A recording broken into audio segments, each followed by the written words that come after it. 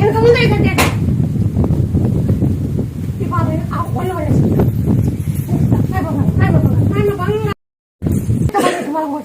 ఏమే ఈసారి మళ్ళీ